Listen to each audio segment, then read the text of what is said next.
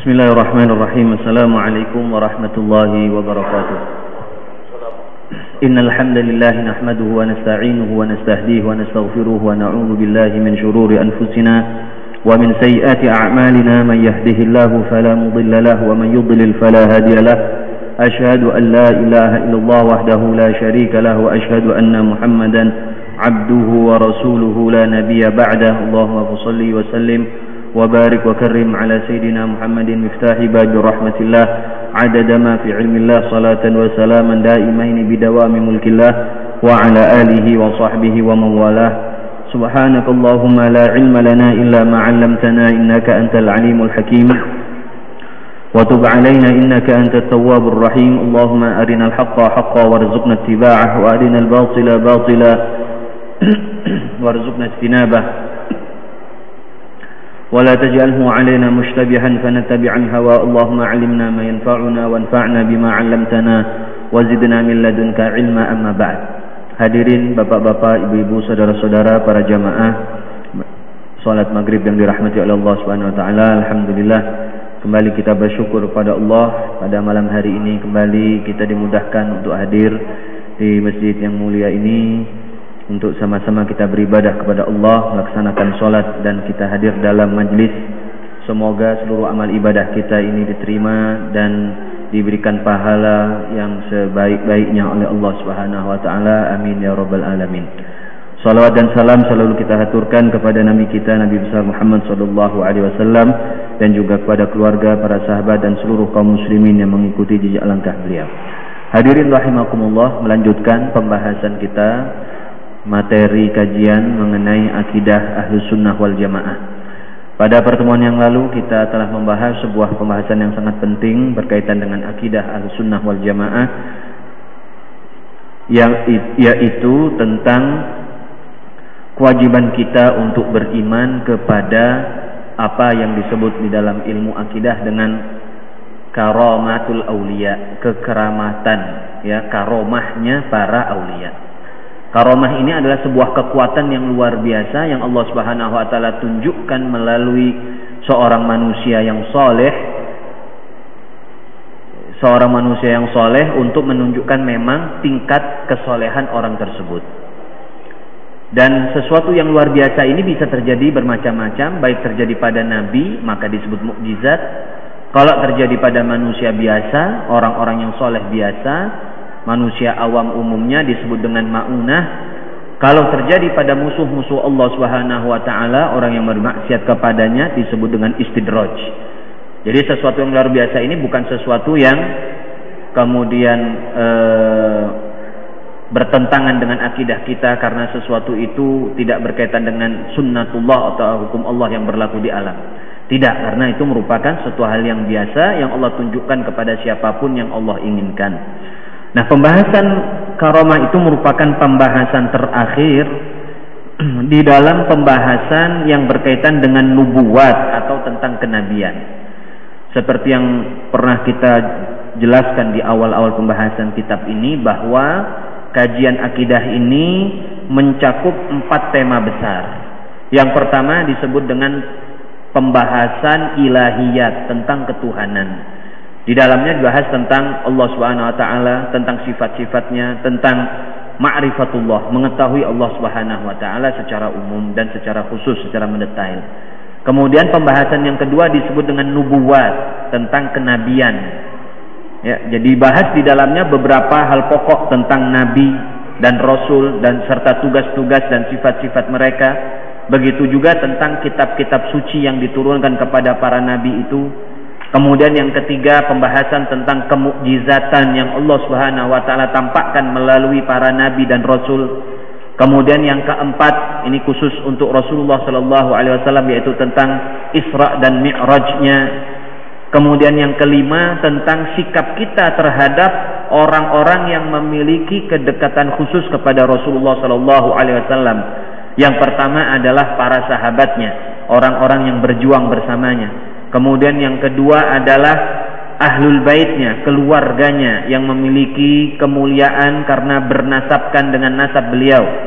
Yang ketiga adalah para ulama umat ini karena mengambil atau menerima ilmu-ilmu beliau dan menjadi penerus tugas beliau di setiap masa. Dan yang terakhir, pembahasan yang kita bahas pada pertemuan yang lalu adalah tentang karamatul aulia, karomahnya para aulia. Aulia ini sendiri merupakan manusia khusus yang Allah Subhanahu wa taala berikan keistimewaan karena memiliki kedekatan kepada Allah Subhanahu wa taala. Nah, semua itu dibahas dalam tema yang kedua, yaitu tema nubuwat atau tema kenabian. Nah, yang ketiga insya Allah kita akan memasuki tema yang baru. Ini adalah tema yang ketiga, ya, pembahasan yang ketiga dalam kajian ilmu akidah Ahlussunnah wal Jamaah disebut dengan ruhaniyat atau yang berkaitan dengan arwah, dengan ruh, ya. Dan di dalam pembahasan ruhaniyat ini atau tentang kearwahan akan dibahas 3 hal penting. Yang pertama adalah tentang malaikat, tentang sifat-sifat malaikat, tugas-tugas mereka, dan bagaimana makna keimanan kita kepada mereka. Yang kedua juga berkaitan dengan jin, yang juga bagian dari arwah atau makhluk yang tidak terlihat, makhluk yang lembut, nanti diistilahkan demikian. Kemudian yang ketiga adalah tentang ruh, yaitu jiwa yang ada di dalam setiap manusia. Nah, pembahasan ini masuk dalam tema umum yang disebut dengan ruhaniyat. Dan pembahasan kita yang pertama dari rahimakumullah untuk tema ruhaniyat ini adalah tentang iman kepada para malaikat. Yaitu iman kepada para malaikat. Ini pembahasan pertama. Pertanyaan kita yang pertama adalah siapakah malaikat itu?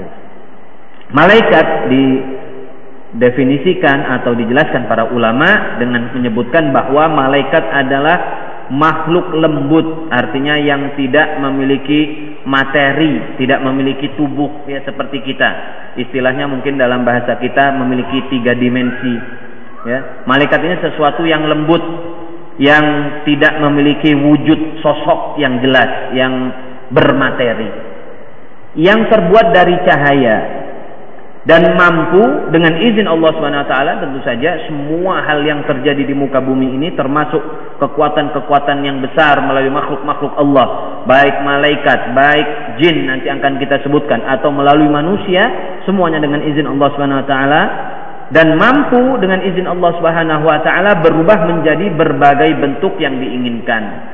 Dan tentu saja kalau untuk malaikat akan berubah menjadi bentuk-bentuk yang baik, ya, menjadi manusia yang baik dan lain sebagainya. Kemudian juga mampu menempuh jarak yang sangat jauh dalam waktu singkat. Ya, malaikat bisa menembus jagat raya dari langit alam di atas langit sana menuju bumi dalam waktu yang sangat singkat dengan kekuasaan Allah Subhanahu wa taala, dan memiliki atau dan melakukan tindakan-tindakan berat lainnya, tindakan-tindakan yang memiliki kekuatan khusus yang tidak mungkin bisa dilakukan oleh setiap manusia. Nah, inilah malaikat. Jadi malaikat adalah makhluk lembut, termasuk makhluk halus lah istilah kita, makhluk halus ya, yang tidak memiliki wujud atau sosok materi tertentu seperti layaknya manusia, hewan, tumbuhan dan lain sebagainya yang ada di atas permukaan bumi ini. Kemudian rahimakumullah, berikutnya ini berkaitan dengan penciptaan malaikat. Jadi dari bentuk ciptaannya seperti apa? Ya, bentuk ciptaan malaikat itu seperti apa? Di sini yang pertama, malaikat terbuat dari cahaya. Berbeda dengan manusia yang terbuat dari tanah atau jin nanti terbuat dari api. Ya, malaikat adalah terbuat dari cahaya. Di sini Rasulullah sallallahu alaihi wasallam pernah bersabda sebagaimana diriwayatkan oleh Al-Imam Al-Bukhari, "Khuliqatil malaikatu min nurin."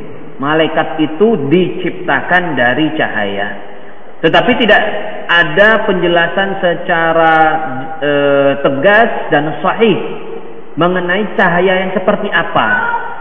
Memang disebutkan dalam beberapa riwayat dari tabi'in, ya, penjelasan para tabi'in, murid para sahabat, ada juga dari sahabat mengenai bentuk cahaya dari malaikat ini. Tetapi hadis-hadis itu adalah hadis-hadis yang dhaif, yang lemah, sehingga umumnya tidak bisa diterima secara mutlak. Tetapi kalau sebagai pembahasan secara umum tidak masalah, ya, kita sebutkan.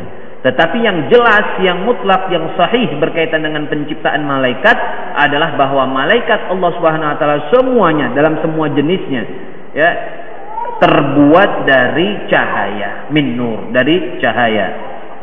Kemudian yang kedua berkaitan dengan penciptaan malaikat juga adalah bahwa malaikat tidak bisa dilihat kecuali jika ia telah merubah dari bentuk aslinya, berubah menjadi bentuk yang lain.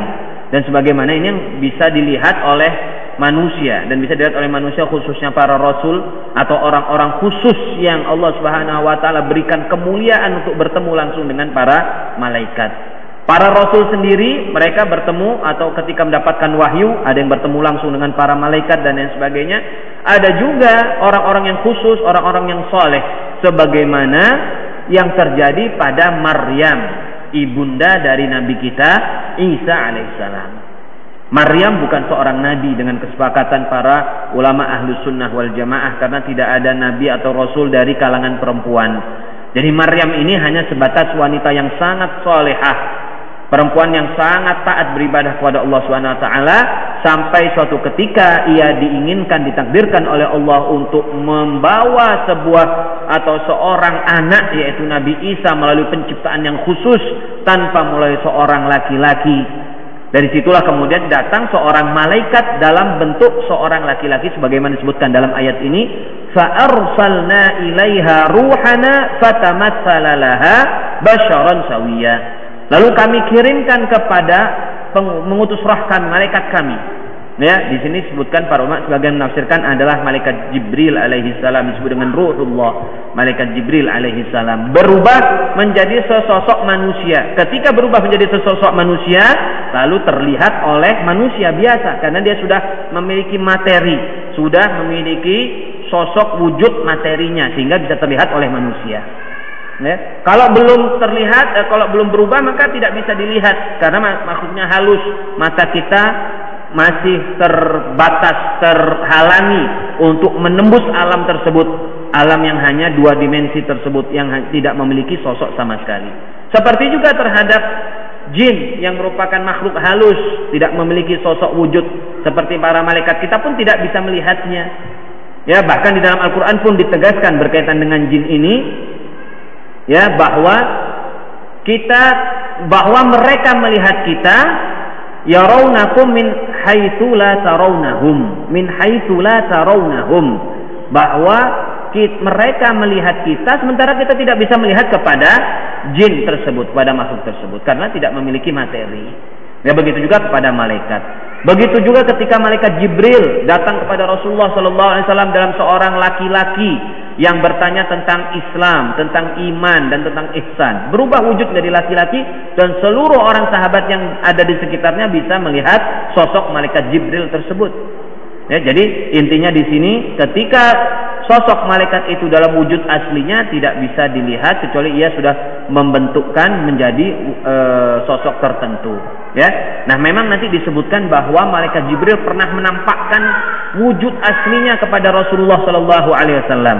Wujud aslinya seperti apa berwujudnya?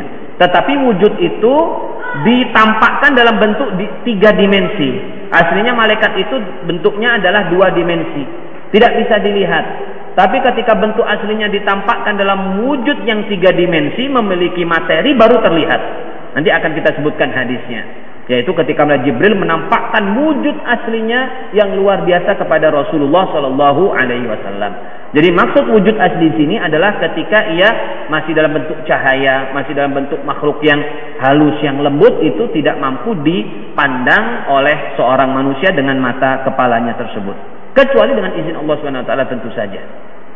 Berikutnya, ini masih berkaitan dengan penciptaan malaikat.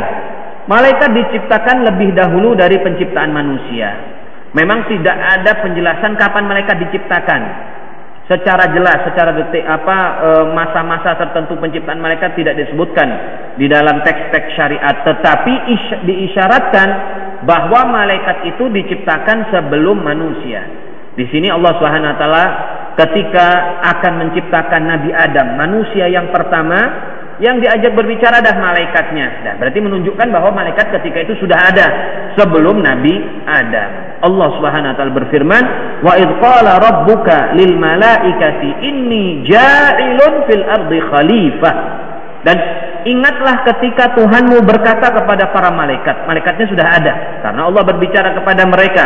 Aku akan menciptakan di muka bumi ini seorang khalifah. Yaitu manusia. Ya, jelas dari sini secara logika sehat kita bisa mengetahui secara pasti bahwa yang diciptakan terlebih dahulu adalah malaikat Allah, ya, kemudian baru diciptakan manusia yang lain yang diawali dengan Nabi Adam alaihi salam. Kemudian hadirin rahimakumullah, berikutnya adalah malaikat tidak memiliki kebutuhan layaknya seorang manusia seperti makan, tidur, menikah dan lain sebagainya. Ya, jadi memang malaikat tidak makan, malaikat tidak memiliki apapun, malaikat tidak memiliki syahwat, tidak memiliki keinginan apapun seperti layaknya manusia. Dan hal ini sebagaimana diterangkan oleh Allah Subhanahu wa taala di dalam Al-Qur'an, ini dalam kisah Nabi Ibrahim. Kisah Nabi Ibrahim ketika kedatangan para malaikat, kedatangan malaikat, lalu Nabi Ibrahim menyuruh istrinya untuk menyiapkan makanan. Ketika makanan itu sudah siap, ya, sudah matang, kemudian dihidangkan kepada tamu-tamunya tersebut yang merupakan malaikat. Ternyata malaikatnya tidak ada yang menyentuhnya, tidak ada yang makannya. Makanya di sini katakan falamma ra'a aydiyahum la tasilu ilaihim.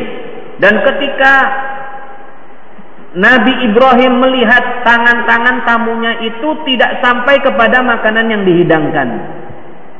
Artinya apa? Artinya mereka tidak menyentuh makanan tersebut, tidak makan. Karena memang tidak punya rasa sama sekali untuk makan tersebut. Jadi memang malaikat ini tidak makan, mereka juga tidak minum, mereka tidak tidur, tidak menikah, tidak beranak dan lain sebagainya. Jadi keberadaan mereka langsung terjadi, Allah yang mencipta. Dan ini berbeda dengan manusia, berbeda dengan jin. Nanti akan kita jelaskan pada pembahasan tentang jin, bahwa jin itu makan sepertinya manusia, layaknya makan, minum seperti layaknya manusia minum. Mereka juga menikah seperti layaknya manusia menikah. Tidak ada perbedaan sedikit pun kurang lebih antara manusia dengan jin berkaitan dengan hal-hal kebiasaan sehari-hari seperti itu. Ya, mereka juga beranak pinak, mereka memiliki rumah dan lain sebagainya. Hanya saja wujudnya manusia itu memiliki sosok, memiliki materi, sementara jin tidak memiliki hal tersebut. Ya, nah ini perbedaan berkaitan dengan bentuk tubuhnya. Kemudian malaikat memiliki bentuk yang sangat besar, luar biasa. Memiliki bentuk yang sangat besar, bahkan melebihi bumi kita ini. Bisa disebutkan di sini yang pertama di perkataan Ibnu Mas'ud radhiyallahu anhu, ia berkata Rasulullah sallallahu alaihi wasallam melihat Jibril. Nah, ini yang saya ceritakan tadi bahwa Rasulullah melihat Jibril dalam sosok aslinya. Rasulullah sallallahu alaihi wasallam, kata Ibnu Mas'ud, melihat malaikat Jibril alaihi salam dalam rupa aslinya memiliki 600 sayap. Jadi malaikat Jibril kalau dalam bentuk aslinya yang berbentuk cahaya tidak bisa dilihat, tidak seperti cahaya kita tidak bisa melihat secara jelas, tembus. Ya, tetapi ketika bentuknya itu diwujudkan dalam bentuk yang bermateri, berdimensi 3, maka terlihat oleh mata kita. Dan wujud aslinya seperti apa? Sosok, ya, makhluk yang memiliki 600 sayap. Bentuknya sendiri saya sendiri tidak bisa bayangkan seperti apa 600 sayap. Dan bisa dilihat di sini satu sayapnya, masing-masing sayap memenuhi ufuk. Satu sayap saja kalau dibentangkan dari ujung ke ujung, sangat besar, luar biasa. Ini baru satu sayap. Kemudian dari sayap-sayapnya itu berjatuhan mutiara-mutiara yang berwarna-warni. Nah, ini disebutkan oleh Imam Ahmad hadis ini, ya, dan hadisnya jayyid kata Ibnu Katsir, artinya bisa dipertanggungjawabkan. Nah, artinya rahimahullah bisa lihat bentuk malaikat Jibril yang luar biasa besarnya dengan sayap-sayapnya tersebut. Rasulullah sallallahu alaihi wasallam juga bersabda, ini lebih dahsyat lagi. Hadis ini diriwayatkan oleh Abu Dawud. Hadisnya sahih.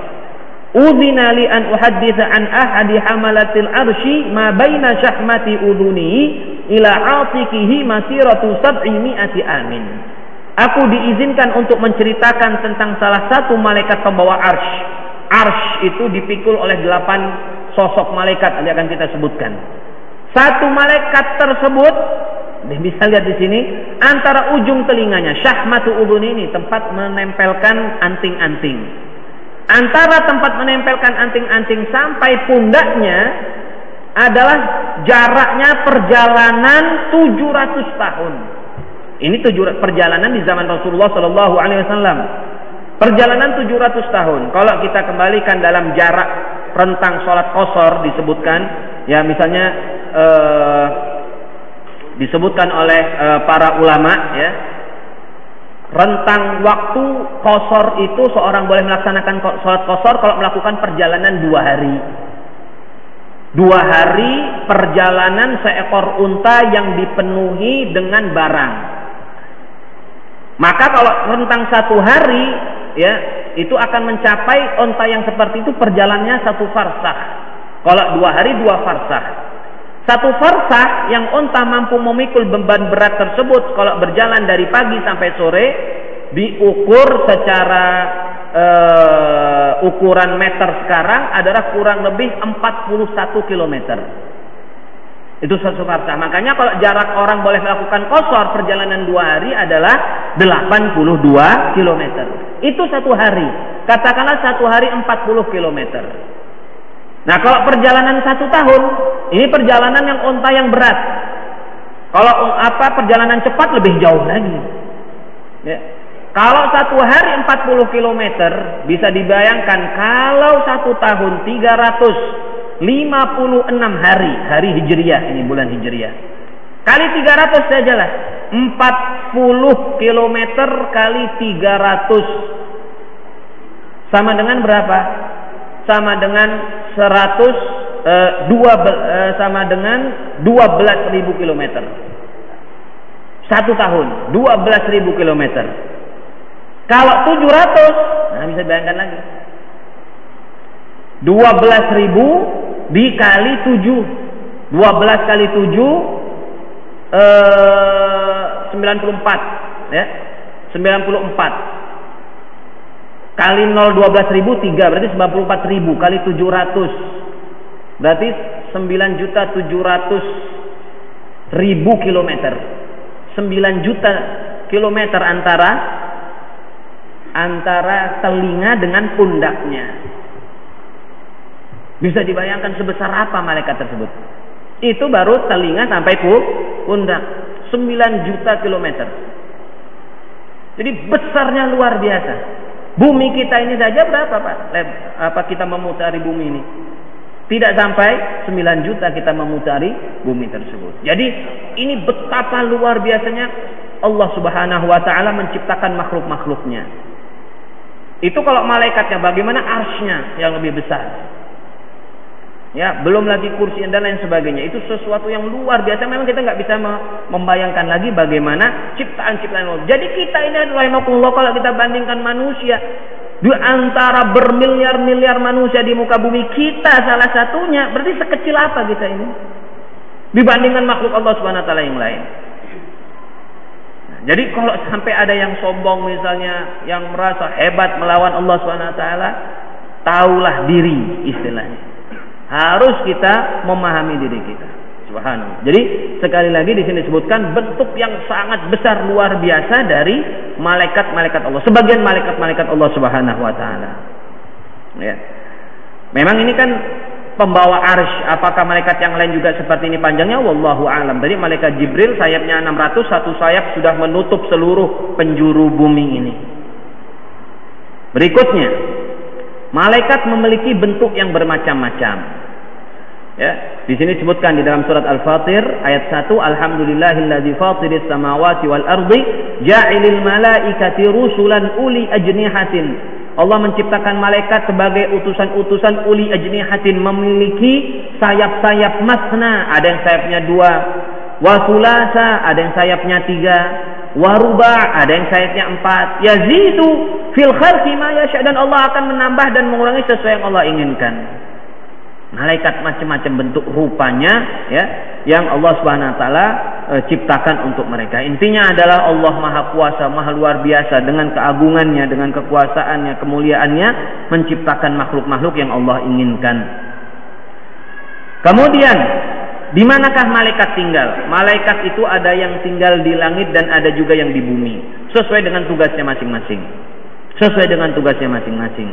Ini ada sebuah hadis Rasulullah sallallahu alaihi wasallam bersabda, "Walladzi nafsi biyadihi, ma fiha mawdi'u arba'atu asabi illa wa malakun wadi'un jabhatahu sajidan lillah." Tidak ada sebuah tempat pun di langit di jagat raya ini yang jaraknya atau lebarnya 4 jari kita kecuali ada malaikat Allah sujud di tempat tersebut. Artinya seluruh tempat ada malaikat, baik di langit maupun di bumi. Semuanya ada malaikat, setiap 4 jari. Artinya apa? Berarti penuh semuanya, katakanlah di bumi ini dengan malaikat. Tapi kita tidak mengetahui. Dan ini juga menunjukkan nanti jumlahnya akan kita sebutkan juga berkaitan dengan jumlah, ya. Jumlah malaikat berarti jumlahnya tidak terbatas. La ya'lamu junuda rabbika illahu. Tidak ada yang mengetahui pasukan-pasukan Tuhanmu kecuali hanya Dia, yaitu Allah Subhanahu wa taala. Bahkan di dalam hadis yang lain disebutkan ada malaikat yang pekerjaannya hanya sujud, ada malaikat pekerjaannya hanya rukuk dan lain sebagainya, bermacam-macam. Ada yang pekerjaannya hanya bertasbih kepada Allah Subhanahu wa taala. Banyak sekali tugas-tugasnya yang insyaallah akan kita jelaskan nanti pada tempatnya mengenai tugas-tugas para malaikat. Nah, itu rahimakumullah, semua hal berkaitan dengan penciptaan malaikat. Penciptaan yang luar biasa yang Allah Subhanahu wa taala ya buat untuk makhluk yang ini. Nah, sekarang apa kaitannya dengan kita sebagai manusia? Adalah bagi kita wajib mengimani malaikat tersebut. Dan apa makna kewajiban kita beriman kepada para malaikat Allah Subhanahu wa taala? Di sini disebutkan beberapa hal. Yang pertama, kita harus meyakini keberadaan mereka. Kita harus yakin ada yang namanya malaikat, sosok makhluk Allah. Kalau sampai ada yang tidak mengakuinya, maka dia bisa dikatakan kafir, karena jelas malaikat itu tegas disebutkan oleh Allah Subhanahu wa taala barang Al-Qur'an maupun dalam hadis. Kalau ada yang mengingkari keberadaan malaikat, dia bukan muslim.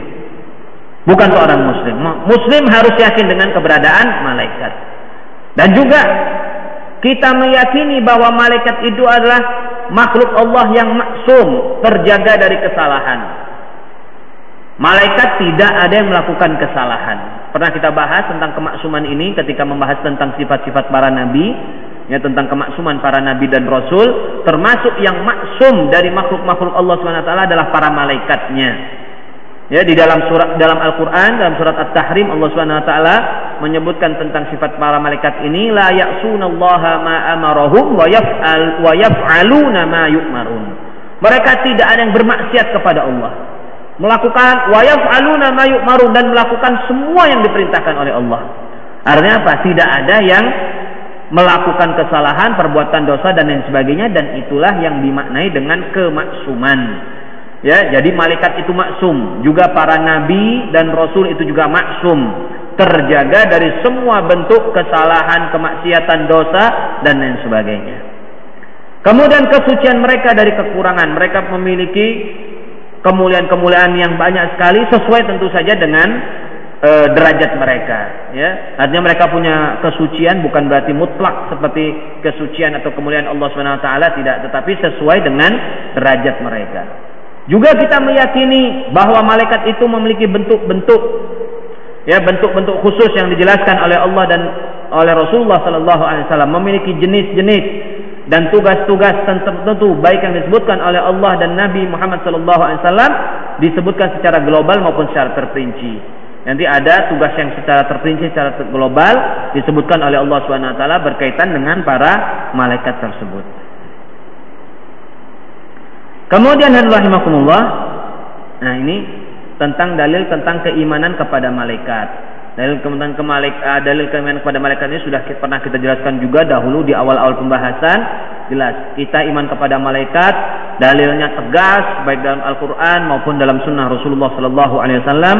Di antaranya firman Allah Subhanahu wa taala ini di akhir surat Al-Baqarah, amanar rasulu bima unzila ilaihi min rabbih wal mu'minun kullun amana billah. Semua orang-orang mukmin itu beriman kepada Allah, wa malaikatihi, dan malaikat-malaikatnya. Jadi orang beriman adalah yang beriman kepada malaikat. Kalau ada seorang mukmin, dia mengaku mukmin, mengaku Islam, Muslim, tetapi dia tidak beriman kepada Allah, kepada para malaikatnya, maka dia belum mukmin, belum Muslim. Syarat iman harus dia mengimani kepada malaikat-malaikat Allah Subhanahu wa taala. Dalam hadis Nabi Shallallahu alaihi wasallam pernah bersabda, hadis ini hadis yang cukup panjang tentang kisah yang dikisahkan tentang malaikat Jibril yang datang kepada Rasulullah Shallallahu alaihi wasallam dalam bentuk manusia yang menanyakan tentang Islam, iman dan ihsan.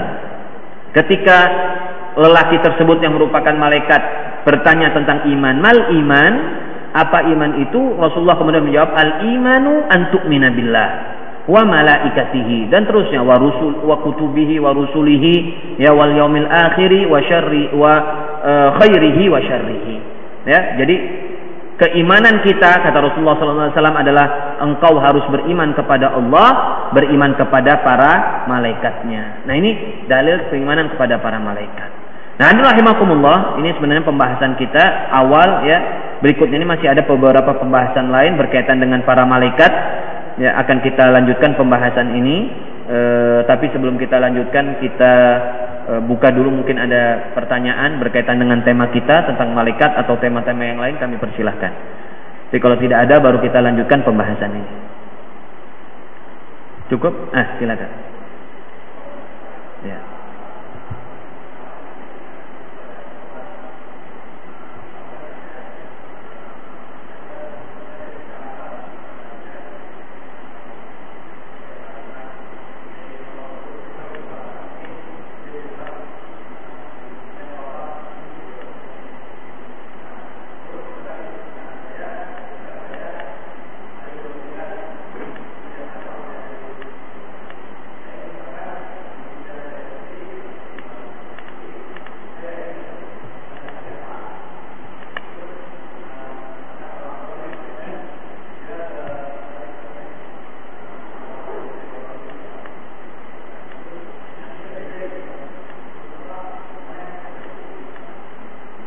Iya, nah ini tentang istikharah ya.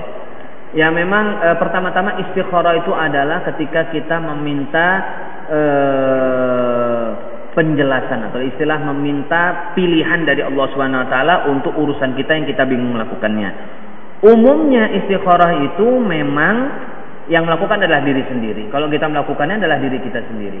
Tapi memang ada juga sebagian ulama yang mempraktekkan dia menyebutkan melakukan istikharah itu melalui orang lain. Itu pun terjadi. Kenapa dia menyerahkan itu kepada orang lain untuk melakukan istikharah? Karena mungkin orang tersebut memiliki tingkat kedekatan yang khusus, orang itu soleh misalnya, ya ibadahnya baik kepada Allah Subhanahu wa taala. Nah, sekarang bagaimana kalau hasilnya yang terjadi? Nah, inilah sebenarnya kita sendiri kalau saya secara pribadi ya kita kalau saya pribadi lebih cenderung kepada pilihan orang lain tersebut. Karena apa? Kecuali kalau kita memiliki memang kekhususan mungkin di sisi Allah Subhanahu wa taala, mungkin kita baik. Ya. Tapi kalau misalnya ini adalah yang mengistikharahkan adalah orang lain yang kita yakin dia itu lebih baik, ya berarti kemungkinan hasilnya yang dilakukan adalah lebih baik. Wallahu a'lam. Tetapi sekali lagi, pilihan seperti ini tidak wajib. Dalam arti tidak harus kita ikuti dia. Kalau kita merasa yakin dengan pilihan kita, silakan saja, tidak masalah. Ya.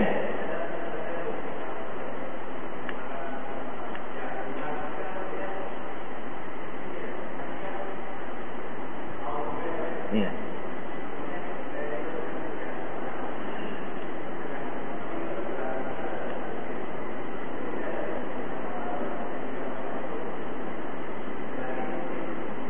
Betul ya, saya paham. Artinya begini, artinya itulah. Jadi apa yang diberikan oleh orang lain itu sebatas nasihat. Istilahnya sebatas kalau menurut dia seperti ini. Nah, bagi kita terserah pilihannya. Artinya begitu. Makanya bahkan bukan masalah pilihan seperti ini istikharah. Dalam pilihan masalah hukum agama pun diserahkan kepada kita. Kita misalnya tanya ada sebuah masalah kepada seorang ulama. Lalu ulama itu mengatakan jawabannya misalnya A. Ya. Lalu kita tidak puas dengan jawaban itu, apakah kita harus mengambil perkataannya? Tidak harus. Karena itu sebatas nasihat. Tidak ada sebuah kewajiban atau Kita harus mengikuti. Bahkan kita boleh tanya kepada A, lalu kita tanya lagi kepada ulama yang lain. Kalau hasilnya berbeda, kita mau pilih yang mana saja boleh. Yang penting nanti kembalikannya kepada diri kita. Dalam sebuah hadis Rasulullah mengatakan, istafti qalbak wa in aftaukan nasa wa aftau. Tanya dirimu sendiri. Meskipun orang lain memfatwakan sesuatu kepadamu. Jadi ketika kita ada di sebuah pilihan yang berat seperti itu, tetap kembali pada diri kita sendiri. Gitu. Jadi secara umum seperti itu juga nasihat tersebut. Itu nasihat, silakan Anda terima atau tidak, itu urusan masing-masing. Kita boleh terima atau tidak. Tapi kalau misalnya orang yang mau nasihat itu adalah misalnya kita yakin kesolehannya, ya, kedekatannya kepada Allah, sementara kita ini kenyataannya adalah jauh, ya kita berarti husnuzonnya mungkin dia lebih bagus, mungkin saja. Tapi kalau kita mau melakukan apa yang kita yakini sendiri, sudahlah saya tetap melakukan dengan apa yang saya dapatkan ini, ya silakan saja, tidak apa. Gitu. Tetapi ya itulah kembali, istikharah ini kan kita meminta perhatian khusus dari Allah untuk menentukannya. Dan perhatian ini biasanya punya cara khusus karena orang yang lebih dekat ada yang diberitahukan langsung. Nah begitu. Jadi kalau misalnya orang itu, saya katakan tadi, kalau saya pribadi, kalau misalnya saya yakin bahwasanya ini orang itu lebih baik dari saya lebih sudah cocok husnudzon saja sama dia. Kalau saya pribadi. Tapi inilah, tidak bisa itu dijadikan hukum apa pilihan saya seperti ini. Silakan kembalikan kepada masing-masing dari orang tersebut. Wallahu a'lam. Ada lagi, Pak? Silakan. Silakan, Pak. Ya. Ya.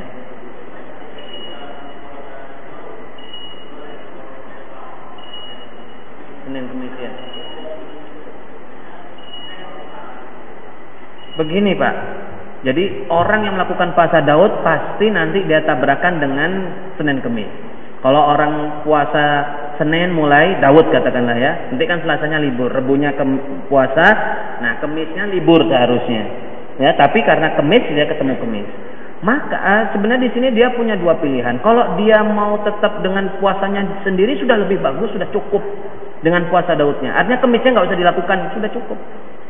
Jadi tetap saja dia Rebo, langsung dia Jumat, Kemisnya nggak dilakukan. Tapi kalau dia mau nambah, ya tidak apa-apa juga.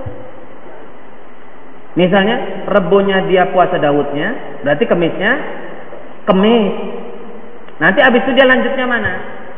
Nah ini juga pilihannya terserah lagi kepada dia. Intinya puasa Daud itu kan nggak harus ada rel tertentu. Yang penting yang namanya puasa Daud adalah seorang yang berpuasa hari ini besoknya tidak puasa, besoknya lagi lusanya puasa, selanjutnya tidak puasa. Itu yang selang-selang seperti itu, selang-seling seperti itu, itulah yang namanya puasa Daud.